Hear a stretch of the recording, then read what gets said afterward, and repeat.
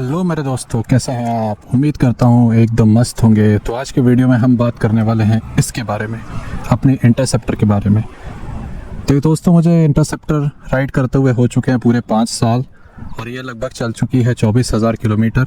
तो आज हम इसके बारे में बात करेंगे कि ये कैसा परफॉर्मेंस देती है। अगर कोई 2024 में चाहता है इंटरसेप्टर लेना तो उन्हें क्या क्या बातों का ध्यान रखना चाहिए, लेनी चाहिए या नहीं चाहिए, क्या प्रॉस है क्या कॉन्स है, ओवरऑल सारी चीज़ें डिटेल में बात करेंगे हम। तो चलिए बैठते हैं बाइक पे, वहीं करते हैं आपसे बात। तो हम बात करते हैं इंटरसेप्टर के पहले पॉइंट के बारे में। तो पहला पॉइंट है इसकी ओवरऑल बिल्ड क्वालिटी। भाई साहब, ओवरऑल बिल्ड क्वालिटी इसकी टॉप नॉच है। अगर आप देखो तो एक्सीलेटर वायर से क्लच वायर से लेके सब कुछ ब्रेडेड केबल के थ्रू आता है, नॉर्मल केबल नहीं है इसमें। मडगार्ड और बाकी बॉडी पार्ट्स मैक्सिमम इसमें प्लास्टिक के यूज़ किए गए हैं। अपने क्लासिक 350 जैसे सारे मेटल के नहीं है, but it is very good plastic. Overall fit and finish देखें, वेल्ड्स और ये सब के निशान ना, ये बिल्कुल आपको नहीं दिखेंगे। मतलब फर्स्ट टाइम रॉयल एनफील्ड ने जो प्रोडक्ट निकाला था ना, वो इंटरसेप्टर निकाला था जिसमें उन्होंने काफ़ी ध्यान दिया फिट एंड फिनिश के मामले में। और it's look like very well build product, काफ़ी अच्छी क्वालिटी का और महंगा प्रोडक्ट दिखता है। तो overall build quality is good. अब देखिए, मैंने ये बाइक परचेज़ की थी जैसे बताया आपको 2019 में, तो लगभग 5 साल हो गए मुझे इसे चलाते हुए। और ओवरऑल किलोमीटर्स अराउंड 24,000। हाँ, टाइम काफ़ी हो गया है, वो भी एक फैक्टर है। 5 ईयर्स हो चुके हैं, गाड़ी इतनी ज़्यादा नहीं चली क्योंकि कोविड के टाइम में तो काफ़ी टाइम पे घर में ही रुकी थी। बट इवन आप देखिए 5 साल हो चुके हैं इस बाइक को और 24,000 किलोमीटर चल चुकी है और अभी तक मुझे कोई भी शिकायत नहीं आई इसमें। सो build quality is very good external और इंटरनल पार्ट्स में। तो पार्ट्स के बारे में अगर बात करें फ्रेंड्स कि इस बाइक में अभी तक इन 5 सालों में और इन 24,000 किलोमीटर में मैंने क्या क्या पार्ट्स चेंज करवाएं, तो वो सिर्फ आते हैं 3। एक तो इसका एक्सीलरेटर वायर, जो शायद हमारे गोवा के लॉन्ग राइड के बाद बारिश में हमने कंटिन्यू राइड किया था, तो शायद पानी के कारण वो काफ़ी हार्ड हो गया था, तो वो एक्सीलरेटर वायर चेंज हुआ है। और ओनली आप विश्वास करिए मेरी बातों पर, सिर्फ और सिर्फ एक ही बार इसके ब्रेक पैड्स चेंज हुए। ये डेफिनेटली लोगों के राइडिंग करने के तरीके पे डिपेंड करता है कि उनके ब्रेक पैड कितनी जल्दी चेंज होते हैं, लेकिन मेरे एक ही बार चेंज हुआ है अभी तक। और जो बड़ी चीज़ इसमें चेंज हुई है वो एक ही है, जो इसके हैंडल का मेन बेयरिंग सेट होता है जिसको कॉन सेट बोलते हैं, वो कॉन सेट चेंज हुआ है। बट वो भी इतनी जल्दी ख़राब नहीं होते, लगभग 3 साल अच्छा खासा राइड करने के बाद हुआ था। तो यही एक चीज़ है जो मैं हाईलाइट करना चाहता था। उसके अलावा बिल्ड क्वालिटी में कोई भी तकलीफ़ नहीं है इस बाइक के, बहुत ही सॉलिड बिल्ट है। इवन तो अभी कुछ टाइम पहले मुझे ऐसा फील हो रहा था कि बाइक के सस्पेंशन आवाज़ कर रहे हैं, बट मैंने जब मैकेनिक को दिखाया तो पता चला वो सस्पेंशन नहीं, मेरा थोड़ा सीट जो थी वो लूज़ हो गई थी। और फिर उसके बाद उस सीट को प्रॉपर तरीके से पैकिंग लगा के ना टाइट किया तो वो भी आवाज़ चली गई। कहीं से भी रेटलिंग आवाज़ नहीं आती। इतना ऑफ रोडिंग पर भी ले गया, आपने लास्ट वीडियो देखा होगा 1600 विंडमिल राइड का। उस विंडमिल राइड में भी मैंने इतना ज़्यादा ऑफ रोडिंग किया इस बाइक के साथ, मतलब एक्सट्रीम ऑफ रोडिंग तो नहीं था बट ओवरऑल ख़राब ही रास्ता था पूरा। उसके बाद भी इस बाइक में कहीं से भी नट बोल्ट की आवाज़ नहीं आई, तो ये एक बहुत अच्छी बात है। Well build product by Royal Enfield, thumbs up for Royal Enfield for this build quality. Friends, इसका इंजन जो है वो twin cylinder 4 valve SOHC setup engine है, पैरेलल ट्विन है, 648 cc नेट है। जो पावर उसकी आती है वो 47 bhp और टॉर्क है 52 Nm। और अगेन ये इंजन रॉयल एनफील्ड ने इस तरीके से डिज़ाइन किया है कि आपको लो एंड टॉर्क बहुत ही तगड़ा मिले। मतलब आप 3000 या 3500 RPM की रेंज में ही आपको अराउंड 80% टॉर्क अवेलेबल हो जाता है। तो बहुत ही फन टू ड्राइव बाइक है ये। थोड़ा सा एक्सीलेटर दिया आपको पावर सर्ज मिलता है। तो इंजन की रिलायबिलिटी के बारे में बताओ तो मेरी लॉन्गेस्ट राइड इस इंटरसेप्टर से अराउंड 590 किलोमीटर्स की है। कुछ ही मंथ पहले मैं कर्नाटका में कारवार गया था, जिसमें सभी टाइप के मिक्स्ड रास्ते थे। मल्टीपल टाइम गियर शिफ्टिंग हुई, मल्टीपल टाइम एक्सेलरेशन हुआ। इतने लंबे रास्ते में भी दोस्त कभी भी इसमें ना फॉल्स न्यूट्रल नहीं हुआ। तो ओवरऑल इंजन का परफॉर्मेंस बहुत ही, फिर से बोलूँगा, शानदार। गियर शिफ्टिंग स्मूथ है, बहुत ही ज़्यादा स्मूथ, बेस्ट क्लास नहीं बोलूँगा but still it's very smooth, क्योंकि इसका engine slip and assist clutch के साथ आता है। तो ये एक अच्छी बात है कि आपको डाउन शिफ्ट में कभी भी जर्क फील नहीं होता, क्योंकि आप हाईवे पे चलते हो तो दो तरीके से आप राइड कर सकते हो। एक तो आप ब्रेक्स पे ज़्यादा निर्भर रह सकते हो, मतलब जब भी आपको स्लो करनी है गाड़ी आप ब्रेक प्रेस करोगे, या तो आप इंजन ब्रेकिंग का यूज़ कर सकते हो। इंजन ब्रेकिंग सिंपली मीन्स आप गियर डाउन करोगे तो आपकी बाइक वैसे ही स्लो डाउन हो जाएगी। तो वो तरीका अगर आप यूज़ करते हो, तो अगर आपके पास स्लिप एंड असिस्ट क्लच नहीं होता तो आपकी बाइक में फोर्थ गियर से जैसे थर्ड से 2 पे आओगे तो जर्क फील होता है बहुत ज़्यादा। लेकिन स्लिप एंड असिस्ट क्लच का डिज़ाइन इस तरीके से होता है कि ये धीरे धीरे एब्जॉर्ब कर लेता है इस जर्क को, तो बाइक आपको जर्क फील नहीं होने देती। तो वो एक एज है। स्लिप एंड असिस्ट क्लच आपको बहुत मदद करता है लॉन्ग राइड्स में। ओवरऑल इंजन में इंजन ऑयल की बात करें तो इसका इंटरवल भी जो है, सर्विस इंटरवल, वो बहुत ही बढ़िया है। मतलब आपको सर्विस इंटरवल इसका कार के जैसे मिलेगा। 10,000 किलोमीटर्स पर सर्विस होती है। और कॉस्ट, रॉयल इनफील्ड की सर्विस कॉस्ट काफ़ी बढ़िया है, इतनी ज़्यादा नहीं है। अब मुझे 5 साल हो गया, अब तो मैं सर्विस सेंटर में काफ़ी टाइम हो गया सर्विस कराए हुए। अब मेरे जो रिलायबल एक्सटर्नल सर्विस सेंटर है उन्हीं से सर्विस करवाता हूँ। बट हाँ, सर्विस में भी ऐसा कुछ भी इसका एक्स्ट्रा खर्चा नहीं निकला। हालांकि देखा जाए तो बहुत ज़्यादा नहीं चली है, अराउंड 24,000 किलोमीटर चली है। क्लच प्लेट स्टिल इंटैक्ट है, कोई इशू नहीं है, परफॉर्मेंस में कोई ड्रॉप नहीं है। हीट की बात करें इंजन से जुड़ी वो चीज़ें, तो हाँ हीट इसमें होता है। इंजन हाईवे पे आप चलाओगे तो कम होगा, फील ही नहीं होगा। मैं ये बोलूँ, इसका रेडिएटर ना काफ़ी अच्छे काम करता है, इंजन को कूलिंग में रखता है, लेकिन हाईवे पे इतना फील नहीं होता। लेकिन हाँ, अगर आप इसको ट्रैफिक में लेके जाओगे, बम्पर टू बम्पर ट्रैफिक में, तो वाकई में दोस्तों आपके ना पैर गर्म कर देगी ये बाइक। ठंड में बहुत मज़ा आएगा आपको, लेकिन गर्मी में आपकी वाट लग जाएगी। तो इसलिए इंजन में हीटिंग इसके काफ़ी है, क्योंकि बड़ा इंजन है। और उसके हिसाब से रेडिएटर मुझे लगता है छोटा दे दिया है इन्होंने, थोड़ा बड़ा रेडिएटर होना था जिससे इंजन और ज़्यादा इफेक्टिवली कूल हो। But overall that is not an issue. आपको हमेशा फुल स्लीव्स, फुल पैंट पहनना पड़ेगा इसके साथ में।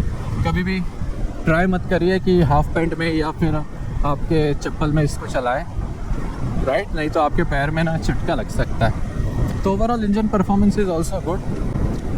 अब बात करते हैं राइडेबिलिटी की। तो राइडेबिलिटी कितनी ईजी है मैन्यूवर करने में। तो भाई साहब, ये गाड़ी बनी है हाईवे के लिए। मैं तो ये बोलूँगा वन वर्ड में, अगर आप इसको सिटी में चलाओगे और पिलियन के साथ सिटी में चलाओगे, तो भाई साहब एक रिकमेंडेशन है मेरी, अपना मस्त जिम विम चालू कर दो और स्क्वाट्स लगाना चालू कर दो, क्योंकि आपके पैरों पे बहुत ज़ोर आने वाला है। इसे संभालना ट्रैफिक में आसान बात नहीं है। और अगर आपके साथ पिलियन हो तो आपको बहुत ही ताकत लगने वाली है, क्योंकि गाड़ी, बाइक का वेट काफ़ी ज़्यादा है। 220 kg कर्व वेट है इसका, इट्स टू मच। और वेट मैनेजमेंट ठीक है, बट इतना ज़्यादा ऑप्टिमाइज नहीं है मैं बोलूँगा। इंटरसेप्टर का वेट आपको फील होगा जब ये गाड़ी मोशन में आएगी, तब आपको वेट फील नहीं होगा। लेकिन अगर बम्पर टू बम्पर ट्रैफिक में थोड़ा भी आप स्लो होते हो और बाइक को अपने पैरों से थोड़ा आगे बढ़ाने की कोशिश करते हो या फर्स्ट गियर में चलाते हो, तब आपको लोड फील होगा। और तो और राइडेबिलिटी से जुड़ी एक बात कि अगर आपकी बाइक आपने ऐसे जगह पार्क कर दी जहाँ पे स्लोप है, तो फिर आपको किसी ना एक बंदे को ना बुलाना पड़ेगा पीछे से खींचने के लिए। अब मैं ये नहीं बोल रहा कि मुझसे खींचते नहीं बनती है बाइक, ये है ना। देखो, मैं 5 फुट 9 इंच वेल बिल्ट हूँ, ऐसा नहीं है कि मुझ में दम नहीं है बाइक खींचने की, बट बाइक हैवी है काफ़ी, आपको पुल बैठ के नहीं करते बनेगी ये। तो ये एक बात है, इसको कभी भी आप कहीं भी स्टैंड पे लगाए तो इस तरीके से लगाए कि ये या तो लेवल पे लगी हो, या तो जिस साइड आपको जाना हो उस साइड हल्का सा स्लोप हो, तो आपको हेल्प मिलेगी। क्योंकि अगर आपने अपोजिट डायरेक्शन में स्लोप में खड़ी कर दी तो वाकई में कोई लगेगा एक बंदा आपको पुल करने के लिए। ओवरऑल हाईवे पे इसका परफॉर्मेंस बहुत अच्छा है। हाईवे पे आपको बिल्कुल तकलीफ़ नहीं होगी इस बाइक को चलाने में, बहुत ही स्मूथ चलती है, कंट्रोल में रहती है। जो टायर का साइज़ है वो बहुत ही ज़्यादा बेनिफिट देता है। 18 इंच व्हील्स हैं दोनों आगे पीछे के, जिससे आपको चलाने में कोई तकलीफ़ नहीं होती। हैंडलिंग बहुत अच्छी है हाईवे पे। बट हाँ, बम्पर टू बम्पर ट्रैफिक या सिटी के लिए ये बाइक ना आपको प्रेफर नहीं करनी चाहिए। मतलब कभी कभार निकाल सकते हो आप, बट मेहनत ज़्यादा हो जाएगी, मैं तो ये बोलूँगा। पावर और परफॉर्मेंस भाई साहब ये वर्ड अगर इंटरसेप्टर के सामने लिया ना तो मज़े ही मज़े, क्योंकि इस बाइक में इतनी पावर है ना, इतनी पावर है आपको ना मज़ा ला देगी, मज़ा। आप एक बंदे बैठे हैं 80 kg के या 2 बंदे बैठे हैं, इस बाइक को फ़र्क नहीं पड़ता होल्ड करने में। शानदार परफॉर्मेंस है पावर में। बस यही है कि चलाने वाला थोड़ा सा मजबूत होना चाहिए, ताकि ट्रैफिक में मैन्यूवरेबिलिटी में थोड़ा सा दिक्कत आती है, लेकिन जैसे ही ओपन रोड पे आती है ना, बाइक में पावर ड्रॉप बिल्कुल फील नहीं होता आपको। 2 लोग बैठे हो, सिंगल पर्सन बैठा हो ना, आपको कभी फील नहीं होगा कि ये लैग कर रही है। घाट्स में आपको एक नंबर परफॉर्मेंस मिलेगा, तो पावर की तो इसमें कमी नहीं है।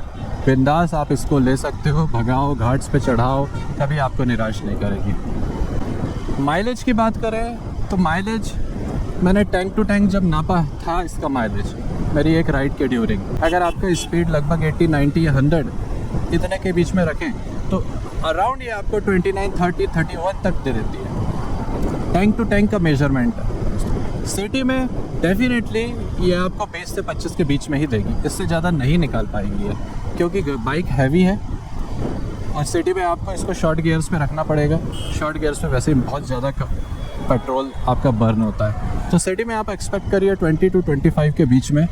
अगर आप लकी रहे तो नियर बाय 25 मिल जाएगा आपको, बट नहीं तो 20 उम्मीद करिए। और हाईवे पे अगर आप एक ऑप्टिमम स्पीड में चलाते हैं लगभग 100 या 110, तो आपको ये 30, 31, 32 इवन तक दे देगी। ये मेरा टैंक टू टैंक का मेजरमेंट है। तो माइलेज में भी अच्छी है ये बाइक, 650 सीसी होने के हिसाब से माइलेज काफ़ी अच्छा है।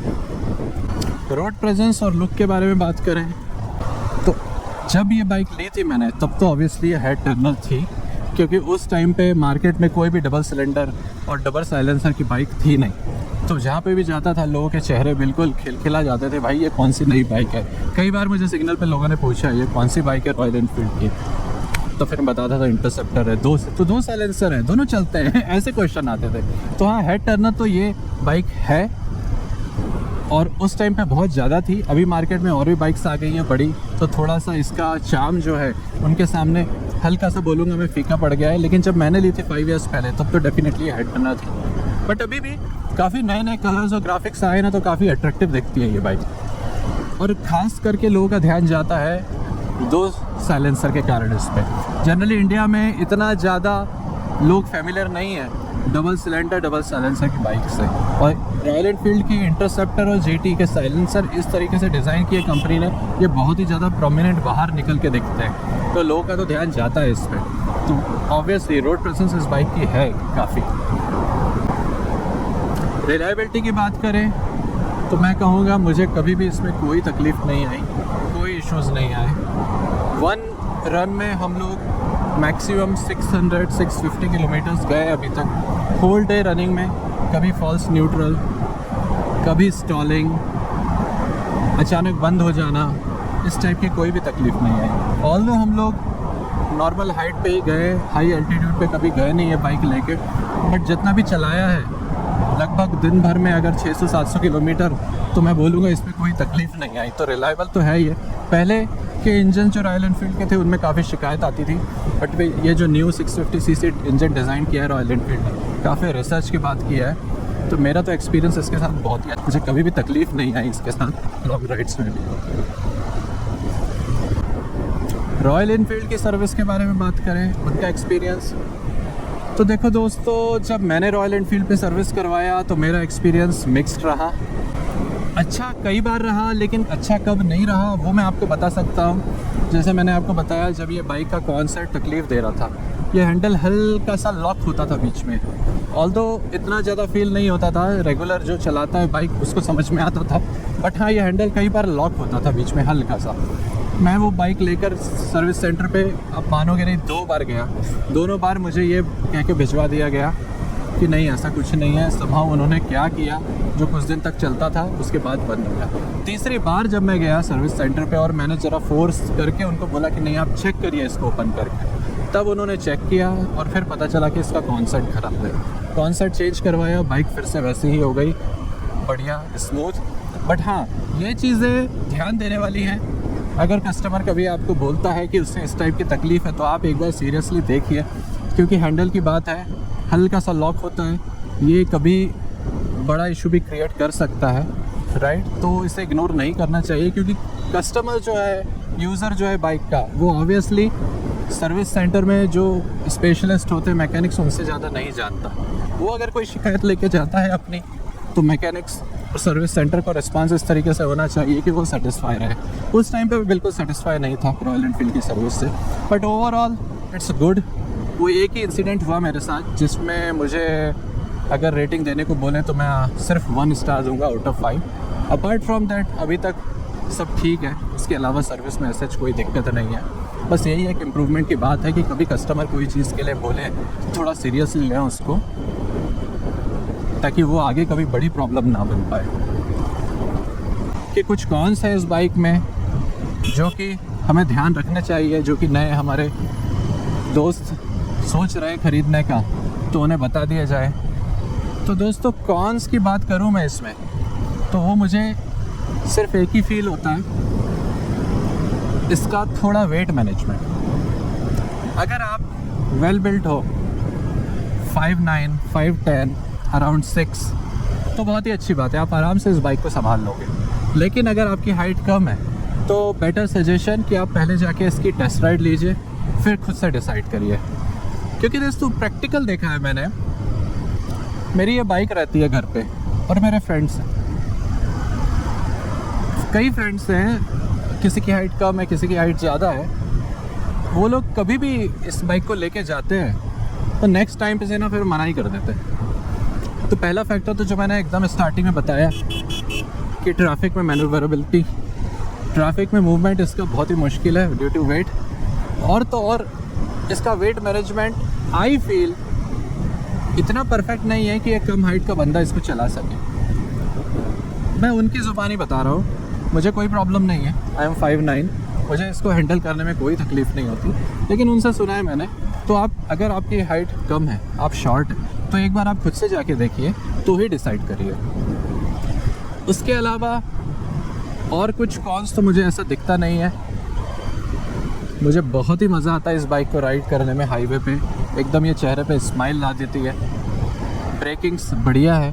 कॉन्स तो मुझे बोलूँगा मैं बस ना, यहाँ पर बस एक ही चीज़ है कि आप अगर कम हाइट के हैं, so although it's not a con, right, अगर आप वेल बिल्ट हो और आपको कंफर्टेबल है तो आप चला सकते हो, बट शॉर्ट राइडर के लिए थोड़ा सा ये लैग करती है। और अब इसकी खूबियाँ ऑन टॉप ऑफ ये सारी जो चीज़ें बताई मैंने दोस्तों, तो वो ये है कि भाई साहब इंजन परफॉर्मेंस टॉप नॉच है। देखो, इसको हम जापानीज़ ब्रांड्स जैसे कावासाकी या जर्मन BMW इनसे कंपेयर नहीं कर सकते। अगर उनके ही 650 सीसी इंजन ले लो, ऑल्दो 120 आराम से होल डे आप इस पे चला सकते हो। मैंने एक्सपीरियंस किया है कई बार, एफर्टलेस रहता है इंजन। बट हाँ, उस स्पीड पे जो कॉन्फिडेंस आना चाहिए वो आपको नहीं आता। कुछ टाइम के बाद आपको स्लो डाउन करना पड़ता है। इंजन स्ट्रेसफुल फील नहीं होता, लेकिन वो ये इंजन ऐसे डिज़ाइन नहीं किया, इंजन हाई टॉर्क के लिए डिज़ाइन किया हुआ है। तो आप ऑब्वियसली उन बाइक्स जर्मन कावासाकी वर्सेस 650 या निंजा 650 इनसे कंपेयर नहीं कर सकते। उसका डिज़ाइन अलग है और प्राइस में भी अंतर है ना। लेकिन ये बाइक जो मज़ा देती है ना, उसकी बात ही अलग है। इसके गियर रेशोज़ इतने बढ़िया तरीके से डिज़ाइन है हाईवे के लिए कि आप अगर 4th गियर में भी हो तो आपकी बाइक स्टॉल नहीं होती, और आप अगर 5th गियर में भी हो तो आप इसको पुल करके ओवरटेक कर सकते हो आसानी से, आपको गियर शिफ्ट डाउन नहीं करना पड़ता। तो ये एक बहुत अच्छी चीज़ है। ब्रेकिंग सॉलिड है, इनफ ब्रेक है इस बाइक को स्पीड से रोकने के लिए। तो ओवरऑल मैं बोलूँगा दोस्तों, अगर आपको इंटरसेप्टर पसंद है तो टेक अ टेस्ट राइड, देखिए आपके हाइट के अकॉर्डिंग, आपके वेट के अकॉर्डिंग अगर आपको जमती है तो go for it. This is a very good bike. Even 5 साल पहले मैंने ली थी और आज भी वैसी की वैसी ही है बाइक। पार्ट्स के मामले में, चलने के मामले में, परफॉर्मेंस के मामले में कुछ भी ड्रॉप नहीं हुआ। ऑल्दो आपको रेगुलर सर्विस करवानी पड़ेगी, ये तो मशीन है, किसी भी चीज़ के साथ ये चीज़ होती है। लेकिन उसके अलावा क्वालिटी, रिलायबिलिटी बेस्ट है। मेरी तरफ से तो बोलूँगा मैं, as a Royal Enfield Interceptor user from 5 years, मुझे कोई शिकायत नहीं है इस बाइक से। बहुत बढ़िया बाइक है। और तो और मैं ही नहीं, मेरा ग्रुप है, आपने पुराने वीडियोस अगर देखे होंगे, नहीं देखेंगे तो देख लीजिए। चैनल में जाके। मेरे जो करीबी 2 फ्रेंड्स हैं उनके पास भी सेम ही इंटरसेप्टर बेकर एक्सप्रेस है, हम लोगों ने साथ में ही ली थी। उन्होंने भी अभी तक कोई भी शिकायत मुझे बोली नहीं। तो बहुत बढ़िया बाइक है दोस्तों, आप इसको बिल्कुल कंसीडर कर सकते हो, आपको कोई तकलीफ़ नहीं होगी। तो चलिए, यही था इसका वर्डिक्ट मेरी तरफ से। अब आपको लगा होगा कि मैंने बस इसकी अच्छाइयाँ गिनाई हैं, कुछ बुराइयाँ नहीं गिनाई है। तो दोस्तों बुराइयाँ मुझे फील ही नहीं हुई तो मैं क्या गिनाऊँ सीधी सी बात तो ये है, मेरे लिए कोई तकलीफ़ नहीं दिया इस बाइक ने। अभी भी मैं इसे अपनी प्राइमरी बाइक के जैसे ही यूज़ करने के लिए और देखता हूँ लगभग साल, 2 साल, 3 साल, मुझे ऐसा लगता नहीं इसमें कोई भी तकलीफ़ आएगी। और अब जो नए रॉयल एनफील्ड इंटरसेप्टर सेल हो रही है उसमें तो आपको कई डिफरेंट सारे colours, alloy wheels, LED headlamp, सब कुछ मिल रहा है। पहले इसमें बल्ब हेडलैम्प आता था, मैंने उसे चेंज करके एलईडी में कन्वर्ट करवाया। और नाइट राइड अगर करते हैं या तो फिर लॉन्ग राइड करते हैं तो ऑब्वियसली नाइट तो हो ही जाती है पहुँचते, तो आपको ऑक्स लाइट की ज़रूरत रहेगी, वो मैंने लगवा ली है। बट वो सब एक्सेसरीज़ है, लेकिन आप अगर रेगुलर राइडर हो, डे में राइड करते हो, तो आपको वो चीज़ की ज़रूरत नहीं है, इसका लाइट इनफ है। तो बिल्कुल आप जाइए इसके साथ, अगर आपको पसंद है इंटरसेप्टर तो मेरी गारंटी है इसमें कोई तकलीफ़ मुझे तो नहीं आई, उम्मीद है आपको भी नहीं आएगी। तो कैसा लगा दोस्तों मेरी तरफ से ये वर्डिक्ट? अगर अच्छा लगा हो तो चैनल को सब्सक्राइब करिए, लाइक करिए, शेयर करिए, कमेंट करिए, और जिन्हें भी इंटरसेप्टर पसंद है उन्हें बताइए कि बिंदास वो ले सकते हैं।